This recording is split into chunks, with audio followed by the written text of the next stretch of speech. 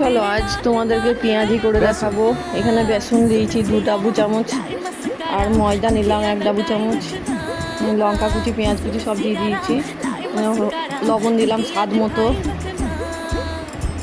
হলুদ গুঁড়ো দিলাম সামান্য একটু, লঙ্কা গুঁড়ো দিলাম, একটু জিরে গুঁড়ো, একটু কাশ্মীরি চিলি লঙ্কা,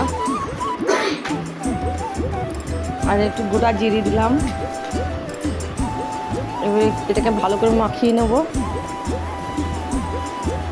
এই পেঁয়াজ থেকে যে পানিটা ছাড়বে সেটাই, একটু সামান্য পানি নিয়ে ভালো করে মেখে নিলাম। এবার তোমাদেরকে ভাজা দেখাবো। এবার আমি আমার সাইজ মতো বানিয়ে নিয়ে আমি ছেড়ে দিলাম তেলে। এবার এইগুলো মুচমুচে করে ভেজে নেব।